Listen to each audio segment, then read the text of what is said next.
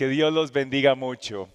Quiero agradecerles que hayan estado llegando todas estas noches para aprender del libro de Daniel.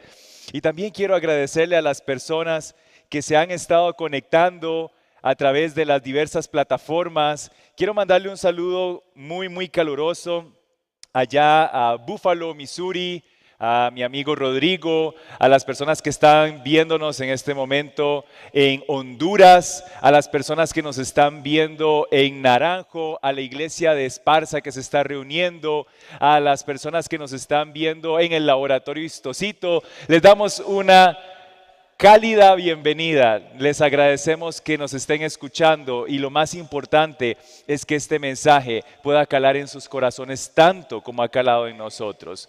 Estamos estudiando en esta serie Sueños del Futuro un tema muy interesante respecto a los sueños de Daniel. Daniel capítulo 2 y Daniel capítulo número 7. Y hemos estado aprendiendo montones respecto a cómo Dios revela el futuro.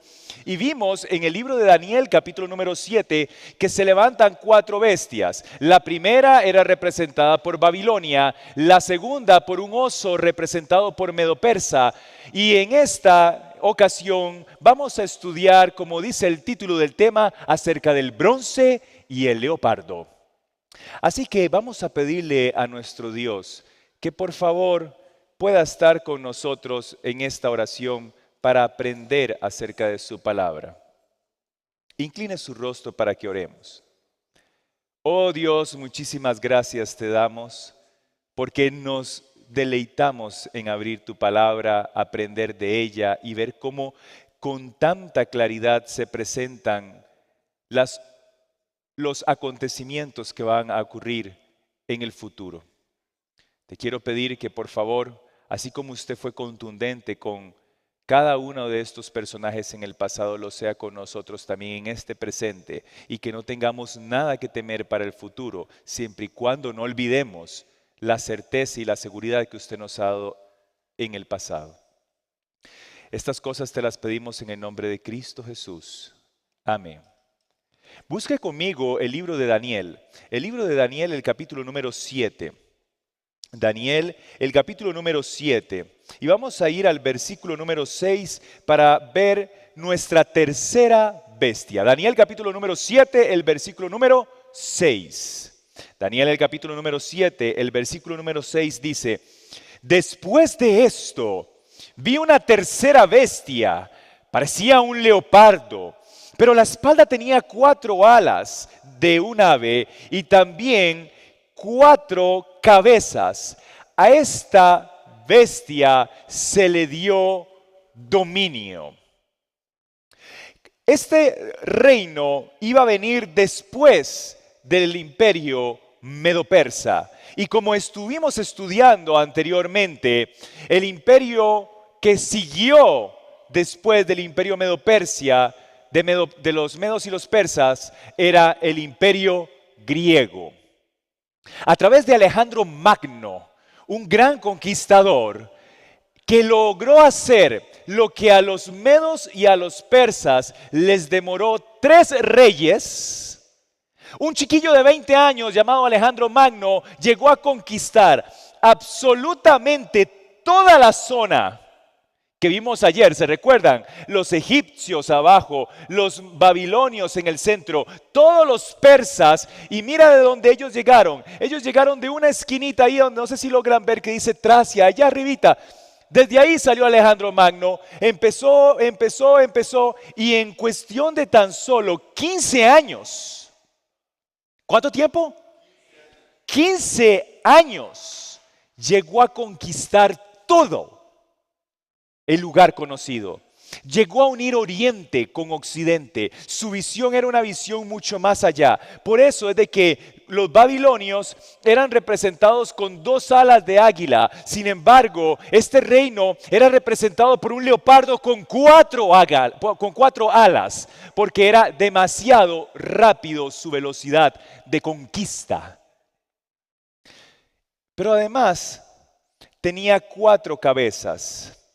Y esto es porque Alejandro Magno tenía 4 diádocos, es decir, 4 generales que eran muy conocidos. Uno era Seleuco, el otro era Lisímaco, el otro era Ptolomeo y el otro era Casandro. Esos eran sus 4 grandes generales, que de hecho cuando Alejandro Magno muere, queda en manos, su reino ya no queda en una sola cabeza, sino que su reino queda a manos de sus 4 generales.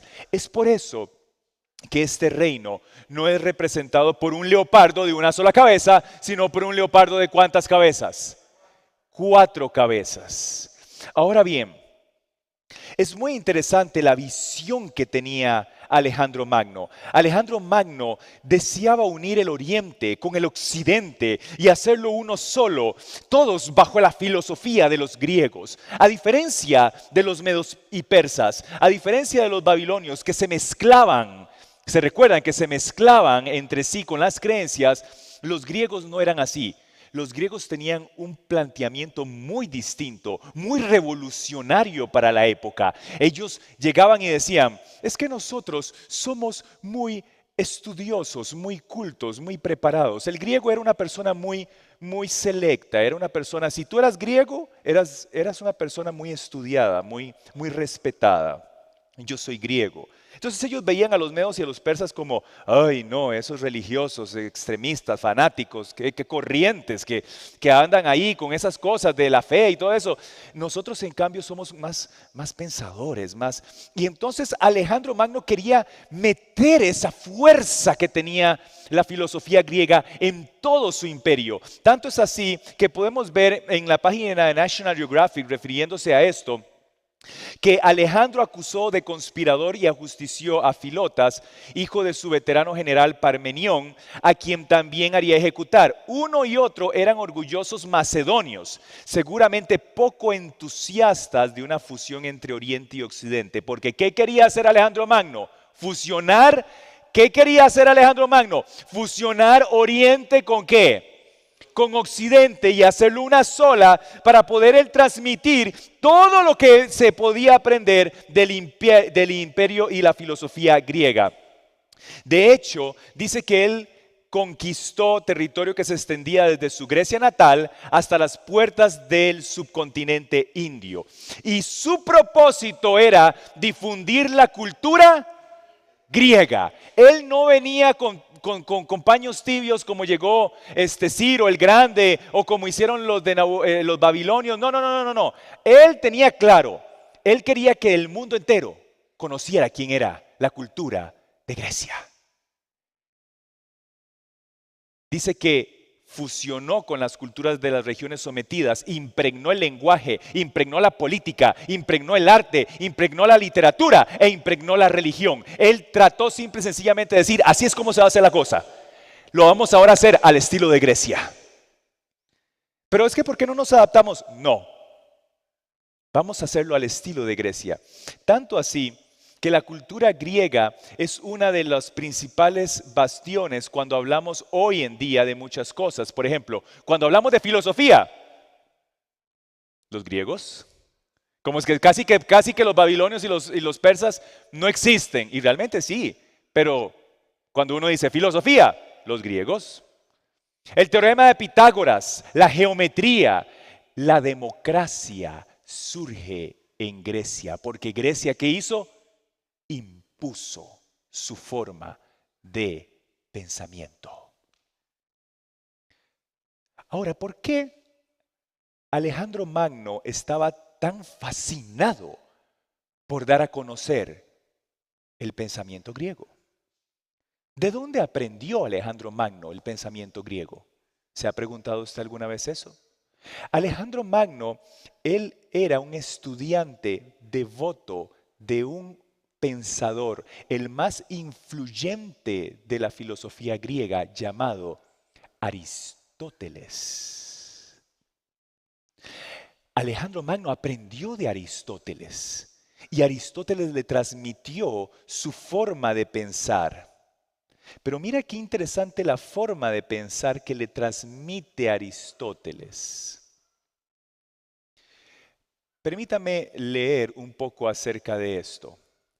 En la misma página que les comentaba dice, aunque se le recuerde como filósofo, dedicó gran parte de su estudio a la biología, a la botánica, a la medicina e incluso al ámbito de las ciencias sociales. Él era un hombre muy práctico, él era un hombre muy brillante, era de esas personas que sabía de todo y de todos los campos sabía un montón.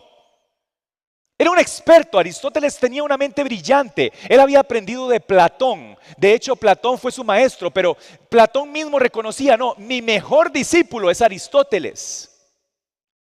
Y entonces veamos la forma, su estudio de la política, la historia, seguían por los principios de Tucídides, quien concibe el mundo en base a una lógica de causa-efecto que nada tiene que ver con la voluntad divina. Es decir, Aristóteles de una vez planteó una línea. Dios no está al control, estamos al control nosotros. Qué interesante. Así que usted no le... Entonces eso se lo transmite a Alejandro Magno. No, Alejandro Magno, usted no se preocupe, porque usted puede manejar su voluntad. Y usted puede ir a hacer lo que quiera. Y Alejandro Magno así lo toma. Y no solo así, sino que quiere que todo el mundo lo sepa. Ahora, para poder entender Aristóteles cómo era, tenemos esta pintura, que es una pintura muy, muy interesante, porque es una pintura donde se observan a los dos grandes pensadores. Aquí no se ve muy bien, esta es una pintura que se llama La pintura por Rafael Sanzio, y les puso ahí en rojito a los dos grandes pensadores, Platón y Aristóteles. Y entonces si usted logra verlo ahí en casita y lo hace más grande, usted va a ver que Platón tiene su mano así, y Aristóteles tiene su mano así. Porque Platón era un hombre que creía en las deidades, pero Aristóteles, dígame lo que yo puedo ver, lo que yo puedo ver. Por eso él se concentró más en la biología, en la botánica, en la medicina. Entonces él empezaba a decir, no, esto no es un tema de deidades, esto es un tema de causa-efecto, cómo yo logro interpretar eso. Y esto es muy importante porque cuando vemos el pensamiento griego empieza muchos siglos antes de Aristóteles, empieza con Sócrates. Sócrates fue uno de los primeros pensadores griegos más conocidos. ¿Y qué decía Sócrates? Solo sé que yo no sé nada. ¿Crees en Dios? No sé nada. Podría creer, podría que no. ¿Ha escuchado usted eso? Cuando yo no quiero meterme en una discusión, uno se pone medio socrático. No te puedo decir que no, pero tampoco que sí. Y la gente dice, ¡ay, qué inteligente! Y básicamente no respondiste, te quedaste en el centro, no tomaste una posición. Pero él planteaba en su pensamiento socrático que esa era la forma de poder reconocer que uno era un ignorante y empezar entonces a hacerse preguntas y de las cuales pudiéramos encontrar respuestas. El problema es de que ese planteamiento, solo sé que no sé nada, empieza a aplicarse de una forma muy interesante sobre las deidades. Claro, porque recordemos que los persas tenían un montón de dioses y entonces resulta que los griegos empiezan a cuestionarse respecto a los dioses, como que esos dioses Zeus y todos esos como que estaban medios tocados, ¿verdad? Entonces hay que creer en los dioses pero con cierta distancia. Y entonces resulta que llega a manos de esos conocimientos a Platón. Y Platón posteriormente se los enseña a Aristóteles. Y Aristóteles tenía también influencia sobre muchas personas. Y mira qué interesante lo que piensa Aristóteles respecto a Dios. Dice, Aristóteles no habla del Dios del cristianismo o de cualquier otra religión monoteísta. O sea, que creen en un solo Dios.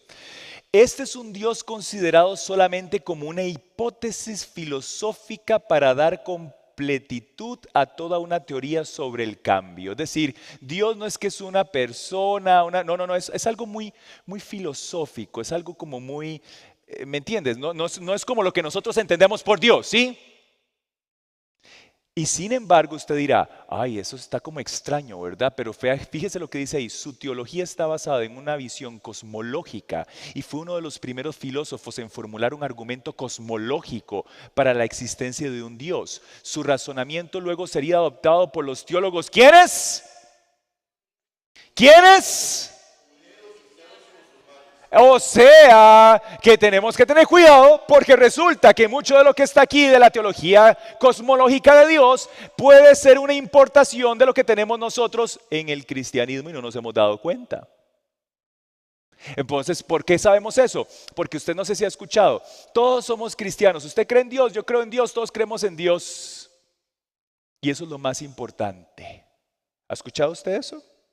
Esto ocurre porque lo que hago es de que le doy una visión filosófica a Dios como algo ahí. Dios es todo, Dios está ahí, Él es. Pero en el momento en que yo llego y conozco a Dios y me doy cuenta que Dios llega y dice, si me amáis, guarda mis mandamientos, y los mandamientos son 10, y entonces ya Dios tiene una personalidad, Dios le gustan ciertas cosas, no le gustan ciertas cosas, tiene una participación, tiene un papel, entonces ya, bueno, al fin y al cabo, entonces para no entrar en discusión, porque de las tres cosas que nunca se habla es de política, de fútbol y de religión, entonces yo nada más llego y digo, bueno, usted cree en Dios, yo también creo en Dios, dejémoslo así. Va siguiendo. ¿Sí me estoy explicando? ¿Verdad? Ok. Porque resulta que mira qué interesante lo que creían después personas que se habían influenciado con los pensamientos aristotélicos. Los epicuros eran otro grupo de personas dirigidas por Epicurio. Y entonces ellos dicen, ¿qué piensa usted de Dios? Le preguntaban a Epicuro. Y él decía, Dios dice que desea eliminar los males. Y claramente no puede, porque usted ve que en el mundo hay ¿qué? Hay maldad. Entonces él decía, esto solamente a mí me lleva a tres planteamientos. Él es capaz de eliminar los males, pero no está dispuesto, porque no los ha eliminado. O él está dispuesto, pero no es capaz. Ahora, si Él está dispuesto, es incapaz, entonces en realidad nuestro Dios es un Dios débil, lo cual no está de acuerdo con el carácter de Dios. Ahora, si Él es capaz y no está dispuesto, entonces Él es un Dios envidioso, que está en desacuerdo igual con Dios. Ahora, si Él no está dispuesto y no es capaz, entonces es un Dios débil. Vean lo interesante cómo Él empieza a filosofar respecto a Dios. Usted empieza a filosofar respecto a Dios. Es decir, usted está tratando de elevar sus pensamientos a Dios y eso lo vimos el sábado, en el primer tema de quién es Dios y por qué usted no puede hacer eso. ¿Ok? Y si no lo ha visto, le invito a que vea el primer tema, el tema introductorio de Sueños del Futuro. Pero entonces, la pregunta que ellos se hacen es ¿por qué si Dios es tan maravilloso, por qué no quita los males? Y entonces la respuesta que vamos a dar hoy se basa en el libro de Romanos, capítulo número 1. Romanos el capítulo número 1 y sobre este primer punto es que vamos a empezar a estudiar en este tema. Romanos el capítulo 1, búsquelo por favor. Romanos el capítulo número 1. Y usted dirá, ¿pero por qué vamos a leer Romanos si no estamos hablando de los griegos? Está como raro. Bueno, sí, usted tiene razón. Vamos a hablar de los romanos porque estamos buscando el libro de Romanos. De hecho, esta carta va dirigida a los que están en Roma. Vea lo que dice el versículo número 7.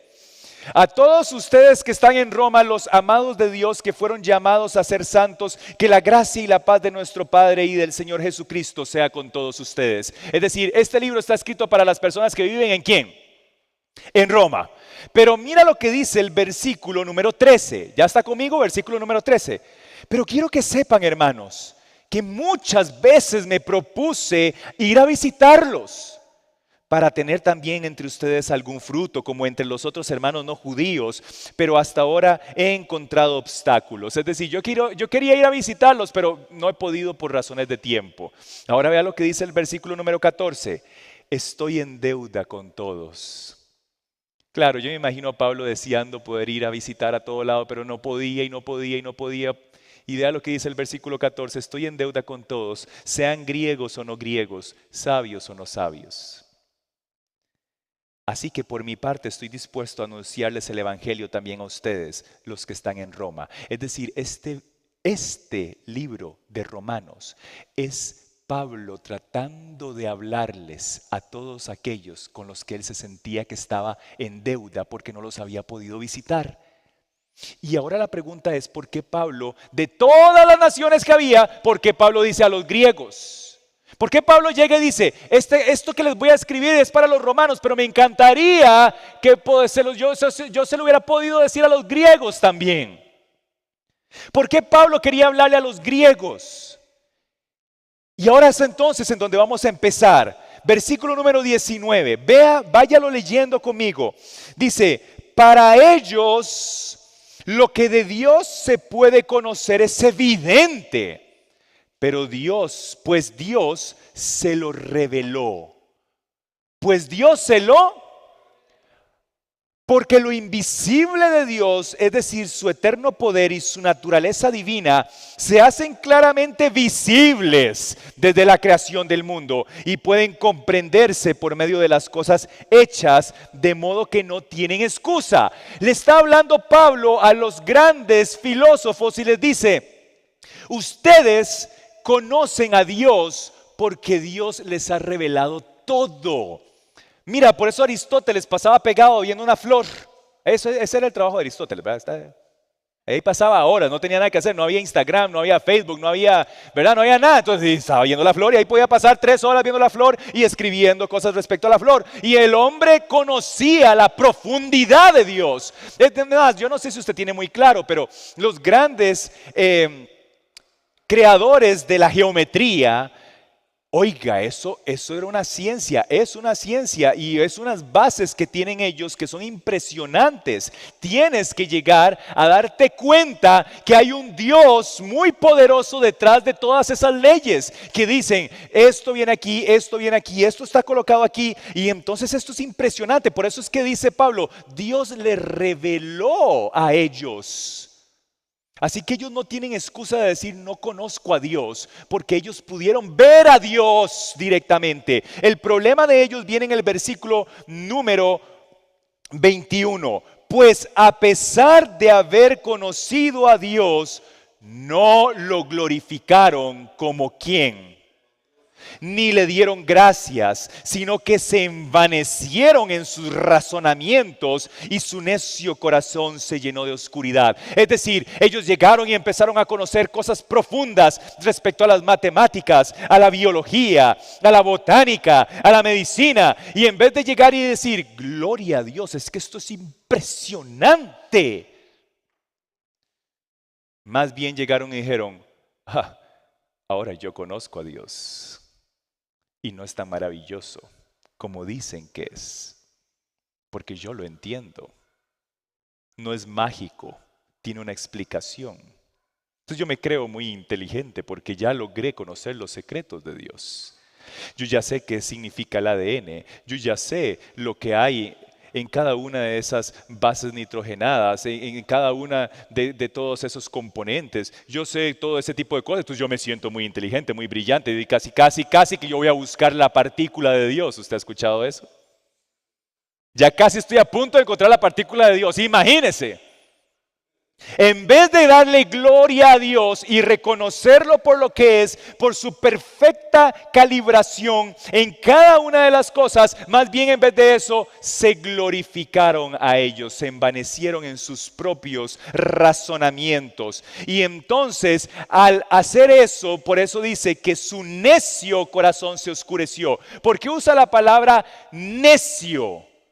Porque ¿qué es un necio? Vea lo que dice el libro de Salmos, capítulo número 53. Salmos, el capítulo número 53, el versículo número 1. Salmos, el capítulo número 53, el versículo número 1. Mira lo que dice. Dentro de sí, dicen los necios, Dios no existe. No hay Dios. Eso es lo que dice el necio. Entonces, ¿qué le pasó a esta gente? Empezaron a engrandecerse, sabían tanto, tanto, tanto, que en vez de glorificar a Dios, más bien llegaron a decir, conociendo a Dios, porque lo conocían, Dios no existe. Y eso es terrible, porque pongamos un ejemplo, es como si yo llegara y les dijera, esta es mi esposa, pero ahí está, no es para tanto, ¿verdad? Pero sí está, sí, pero no es para tanto. ¿Me va siguiendo? Eso es lo que estaban haciendo ellos. Decían, sí, Dios existe, pero, o sea, ahí existe. Obviamente, no lo vamos a negar. Pero, o sea, nosotros sabemos. Y vea lo que pasa. Sigamos en Romanos capítulo número 1, siguiendo con esta línea. Porque como una persona que es sabia se vuelve necia, como una persona que es impresionantemente inteligente decide dejar la sabiduría. ¿Cómo puede ocurrir esto? Sencillo, hay que preguntarnos qué es la sabiduría. ¿Y qué es la sabiduría? El temor a Dios. Proverbios capítulo 1, versículo 7. El principio de la sabiduría es el temor a Dios. Pero dice Hebreos capítulo número 11, el versículo 6, que para yo agradar a Dios, tengo que creer que Él existe. Porque si yo no creo que Él existe, entonces no puedo agradar a Dios. No puedo tener fe. En otras palabras, ¿qué le pasó a los grandes pensadores cuando conocieron a Dios?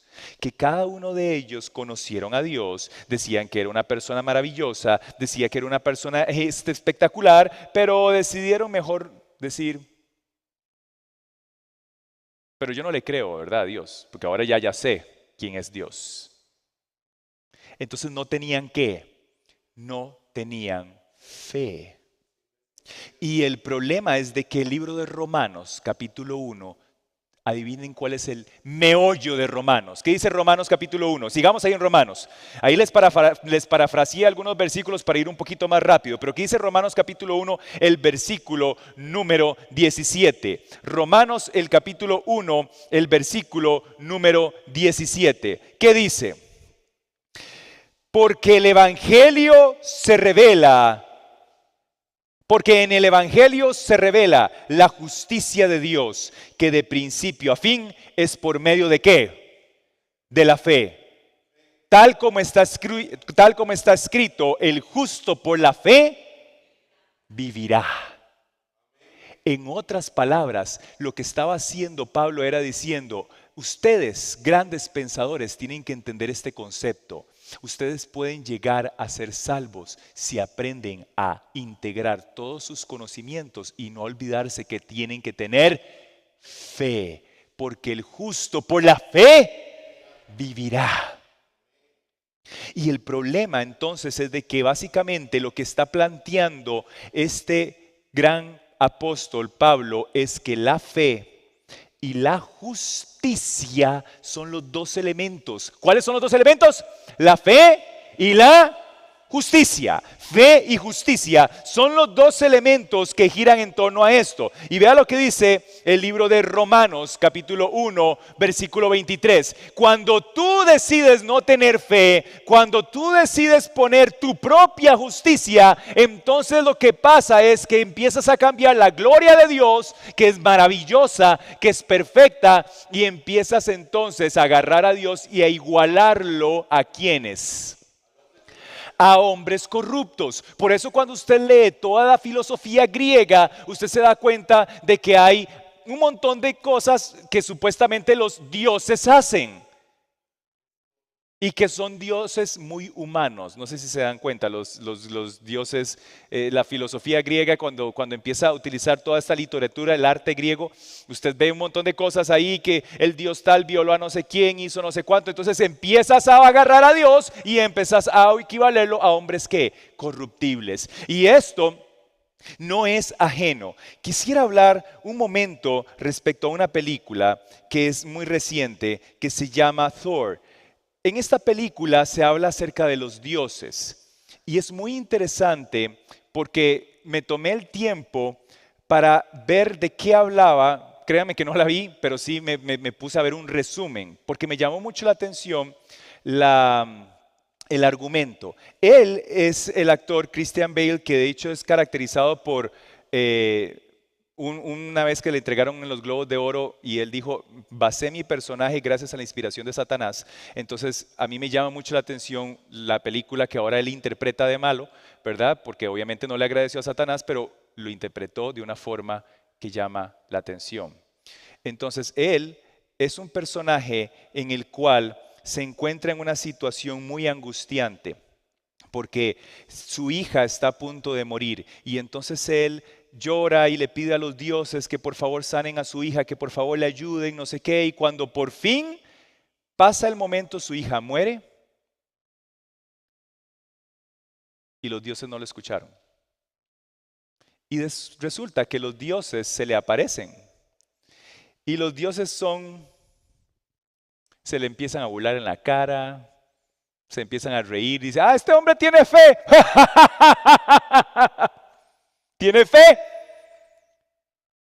Y él, pero toda mi vida fui una persona fiel, toda mi vida yo creí en ustedes, toda mi vida yo iba a la iglesia, toda mi vida yo daba todo por ustedes los dioses, yo creía en ustedes y los dioses se reían y se reían y se reían. Y entonces yo dije, qué interesante esta visión. Porque lo que está haciendo esta película es enseñándole a los chicos a que puede ser que exista una posibilidad en donde todo esto que estamos haciendo es un show, en el cual cuando nos encontremos con Dios, Dios nos va a decir, ¿y usted quién es? Igual te vas a perder.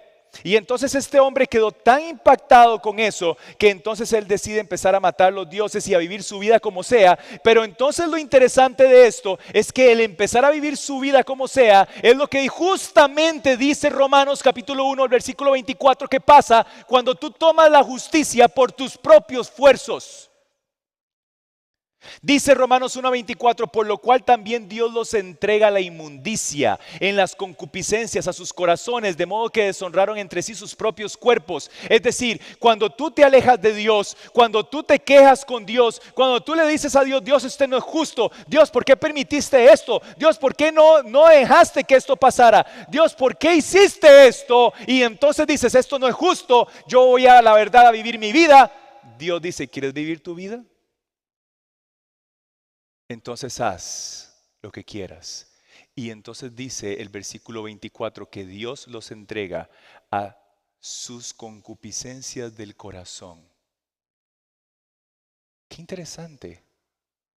Porque resulta entonces que cuando vemos esto, observamos que lo que pasaba con los pensadores de Grecia es que ellos se sentían mal, porque ellos creían en Dios, pero cuando veían al mundo decían, es que este mundo está lleno de maldad, ¿cómo yo voy a creer en Dios?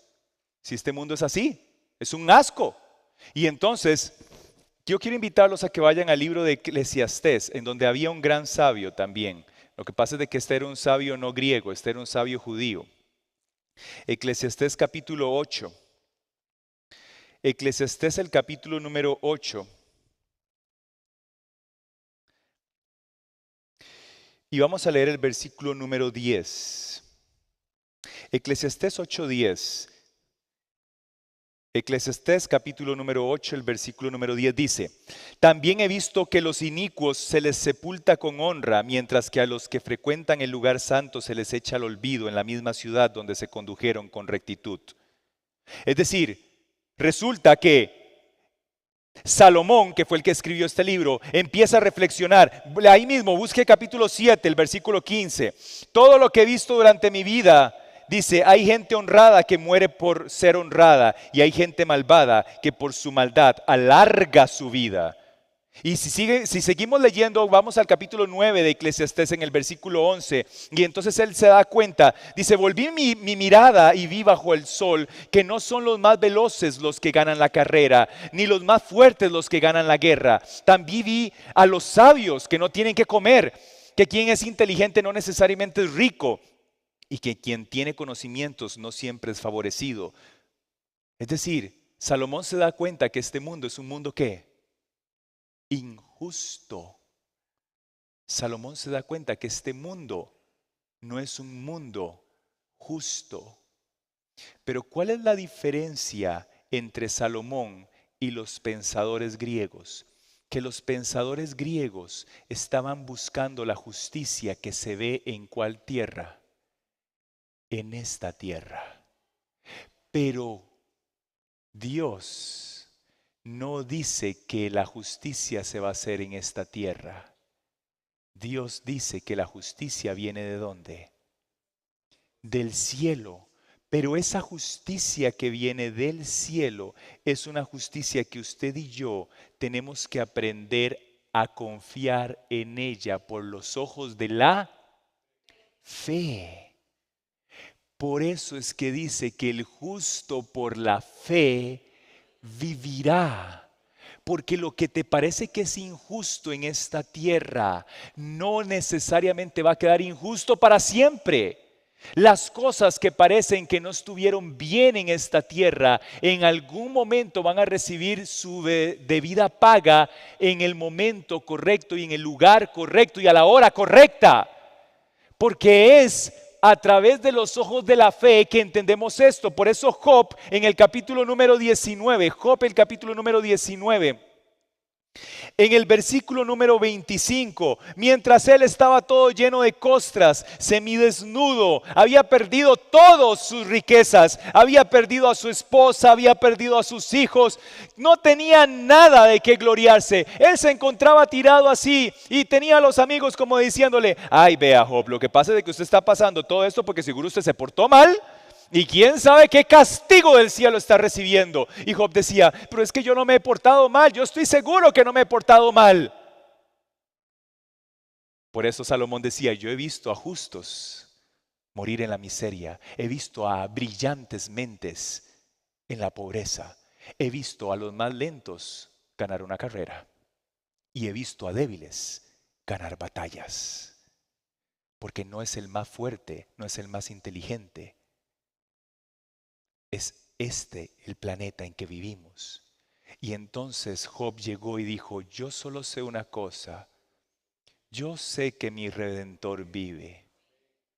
Y al fin, cuando ya no tenga más que rascarme y ya lo único que quede sea hueso y nada más caiga y descienda al polvo, al fin sobre ese polvo me levantaré porque mi Redentor vive.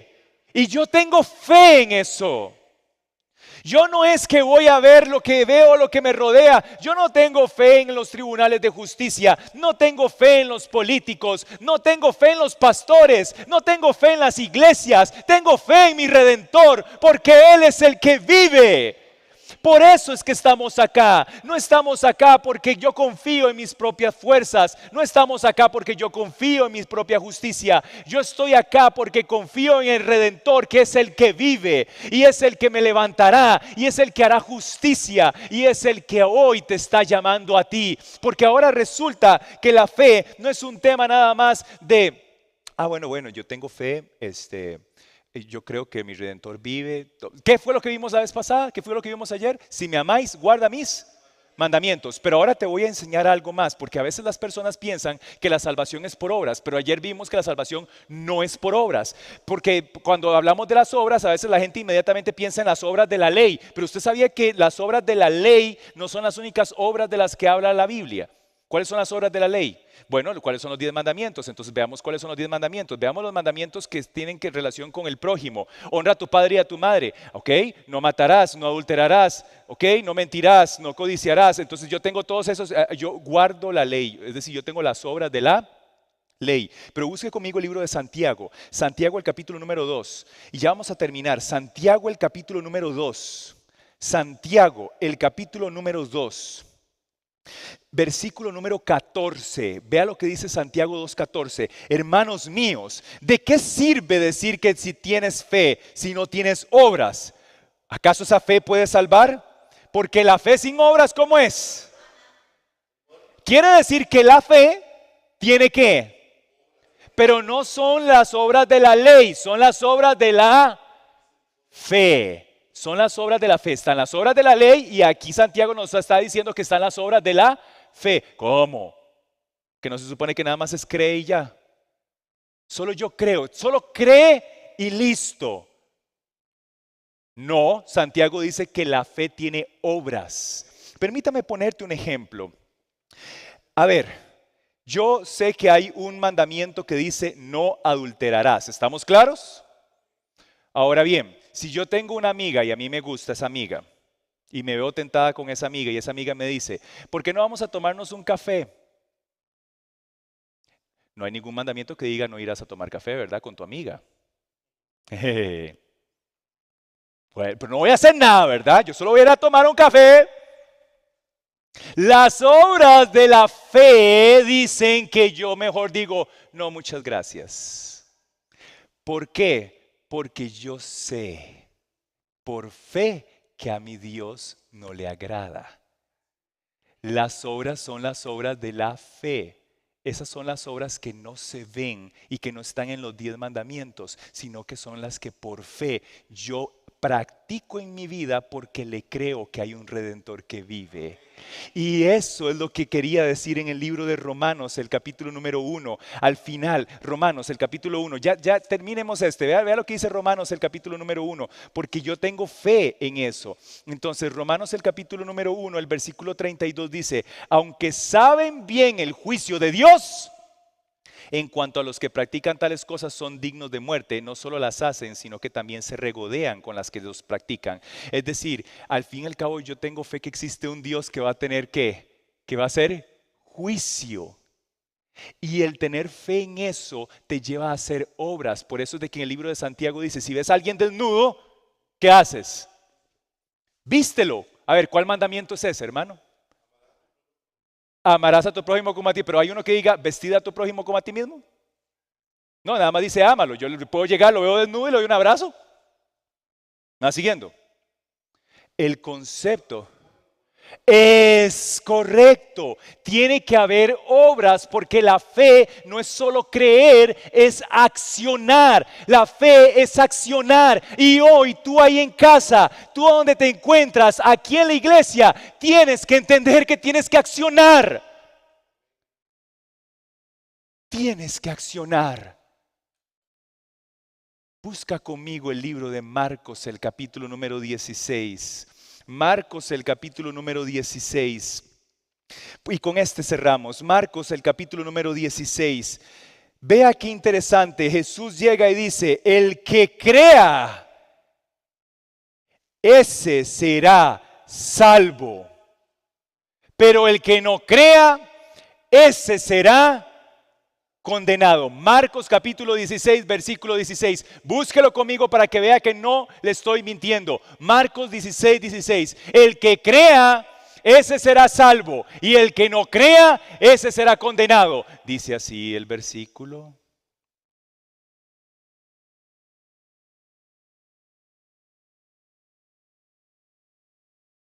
¿Viste cómo los acaba de engañar ahorita? Por eso les dije, búsquelo. Búsquelo. Búsquelo. ¿Cuál de los mandamientos dice tenéis que bautizarte? No hay ninguno, ¿verdad? Pero es porque Santiago por eso decía, las obras de la fe, porque sin obras la fe es muerta. Tú puedes decir 1000 veces, yo creo, que entonces Cristo llega y nos confronta y nos dice, el que cree, tiene que bautizarse y será salvo. Entonces yo llego, me bautizo y no lo hago porque nada más me lo dijeron. No, yo me bautizo porque yo te creo, Dios, que si yo me bautizo yo seré salvo. Por eso, porque te creo y por eso hoy te digo a ti y te digo a ti que te encuentras en este lugar. Si quieres ser salvo, tienes que tener las obras de la fe. Tienes que entregar tu vida a Cristo, no por tus propios méritos, no por tu propia justicia, no porque tú tengas algo de que gloriarte, sino nada más porque tú llegas y manifiestas, yo creo que puedo ser salvo, yo lo creo. Y entonces cuando desciendes por las aguas bautismales y sales de las aguas, la gente dice, bueno, pero ¿cuál es la diferencia? Yo puedo ir a una piscina, me meto dentro del agua y salgo, ya salí. Es más, vamos el domingo, no sé, a alguna piscina, ojo de agua, y ahí tal vez, no, es que es el hecho de lo que está ocurriendo, es la fe, lo que no se observa, el momento cuando alguien baja y en ese momento cuando alguien sale, es un momento insólito, es un momento en donde nadie lo ve, pero está pasando, está ocurriendo, está siendo salvo. Y hoy yo no puedo terminar este tema sin llegar y preguntar si alguien quiere tomar la decisión de creerle a Dios. Porque ¿cómo nos vamos a ir así?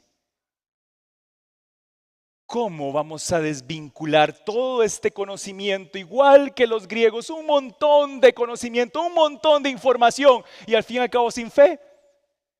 Entonces, ¿qué pasó? Nada, no pasó nada, no pasó nada. Sabes ahora un montón de historias, sabes ahora un montón de profecía, pero no pasa nada porque no haces el vínculo con la fe. El vínculo que te dice, acciona, porque si esa fe se quiere volver una fe viva, tiene que tomar una decisión. Tiene que llegar y decirle, Cristo, yo te creo, yo quiero ser salvo, porque la fe sin obras es muerta. Toda esta semana han estado pasando cosas y ustedes no las han ido viendo. No las han ido viendo porque es el Espíritu Santo el que las está moviendo. Personas han estado tomando la decisión de entregar su vida a Cristo Jesús. Así que yo quiero que esas personas se pongan de pie para testimonio y digan, yo quiero ser salvo. Y que inviten a aquellos que se encuentran acá y que están en eso, bueno, es muy interesante, no sé qué, hablar, pero tienen que tomar esa decisión, la decisión que los va a llevar a la salvación, la decisión que es real, para que también empiecen a prepararse y creen ese vínculo que es el mejor vínculo, el vínculo en el cual cuando desciendan por esas aguas y salgan, van a ser personas en las cuales ya pertenecen al reino verdadero, al reino de la roca, al reino real, al reino que te está llamando. Ahí en casa, ponte de pie y dile a Cristo, yo quiero pertenecer a ese reino, yo quiero ser así, yo quiero llegar a sus pies, yo quiero hacerlo, porque me he dado cuenta que en una vida sin fe, una vida sin acción, es una vida que no funciona, es una vida vacía, es una vida que queda ahí. Por favor, ¿entiendes esto? ¿Entiendes que es contigo directamente? ¿Entiendes que es Dios directamente hablándote a ti? ¿Entiendes que esto es un tema de salvación? ¿Entiendes de que esto no es un tema pasajero? Es un tema que va a determinar lo que va a ocurrir de aquí en adelante en tu vida. Yo doy gloria a Dios por ti. Porque con tu valentía llamas a los que están ahí en la decisión. Porque yo lo sé, cada vez, ahorita, este momento, son valientes, porque son personas que están llamando, diciendo, yo quiero dar el paso. Yo, otro valiente, quiero dar el paso. Gloria a Dios, ponte de pie, porque tú quieres dar el paso. Porque ya quieren dejar esto nada más de la teoría, como los filósofos, conociendo a Dios, viéndolo de frente, sabiendo cómo era Él, sabiendo todo lo que tenían que saber, y ahora no querían dar el paso. Entonces llega y dice el Padre Celestial a través de Pablo, ahora tú tienes que tener el Evangelio, el justo por la fe vivirá. Y sí, es contigo. Dios es a ti al que te llama, porque Él está dispuesto a detener la historia con tal que tú llegues a sus pies.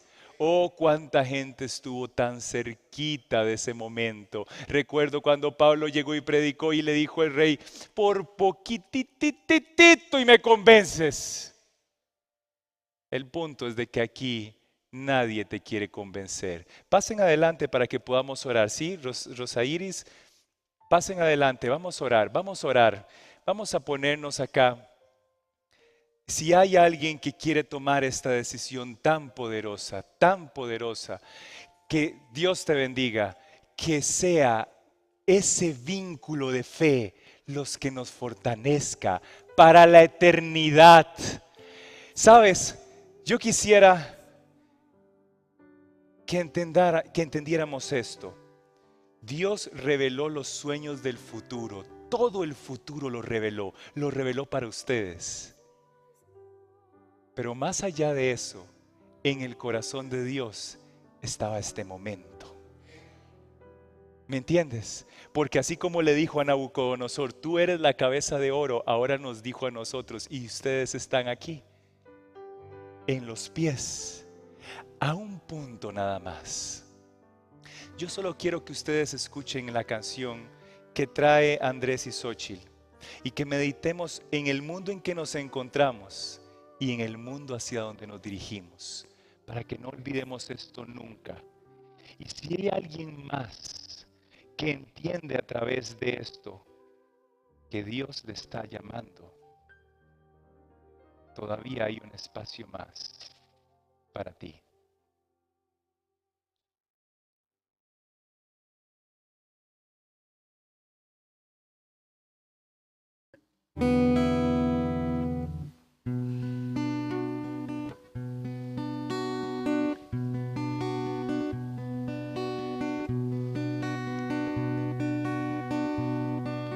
Miro a mi alrededor, solo encuentro más dolor, tanta soledad que aquí no podré entender. Y mirando al cielo, clamo por tu gran amor. Vuelve, Señor, vuelve hoy. Mira el mundo como está sin ti, corazones fríos hay aquí que necesitan hoy de ti, de tu poder para sentir. Solo dime cuánto faltará, pues aumenta la necesidad de que tu luz pueda brillar, iluminando el mundo entero al fin. En sus ojos hay temor, muchos corren sin perdón, agobiados por no hallar una solución. Pero en medio de ellos se levanta una canción. Vuelve, Señor, vuelve hoy.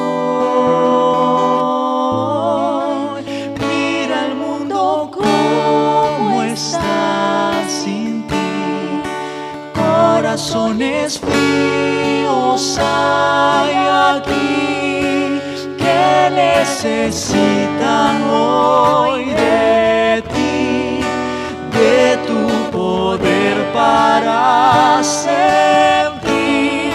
Solo dime cuánto faltará, pues aumenta la necesidad de que tu luz vuelva a brillar, iluminando el mundo entero al fin.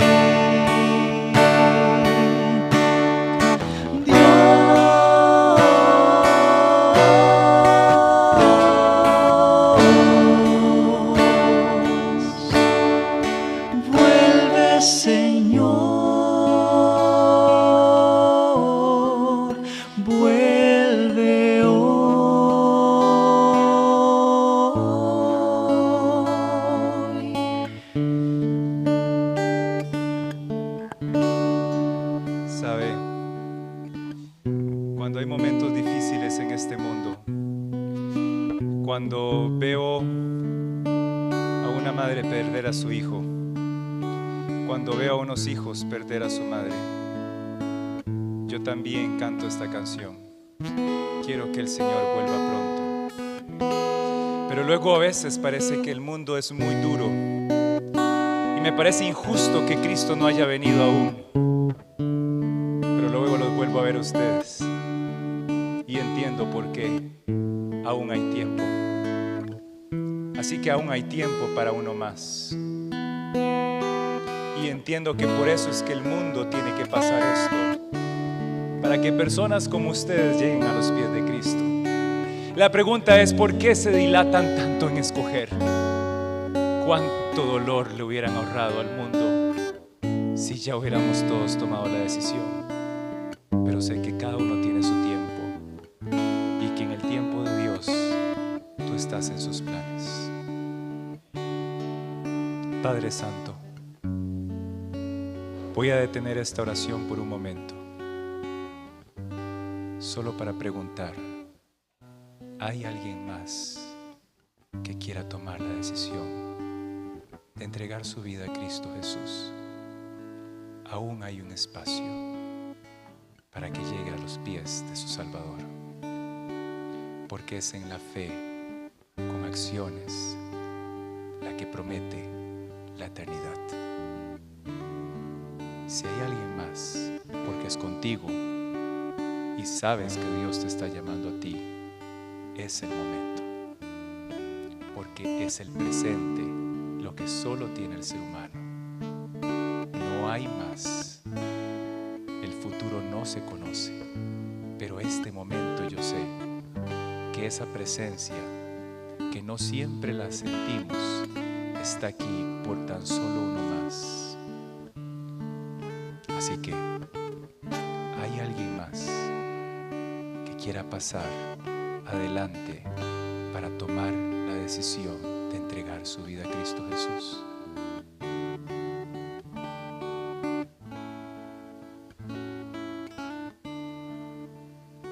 Dios, Padre Celestial, he aquí he hecho su trabajo, el que usted nos ha encomendado, que es decirle al mundo que usted viene pronto y que el tiempo que estamos viviendo es tan solo para que personas como estas desciendan a las aguas y salgan con una nueva vida, no por sus méritos, sino por los méritos de tu Hijo amado Jesús.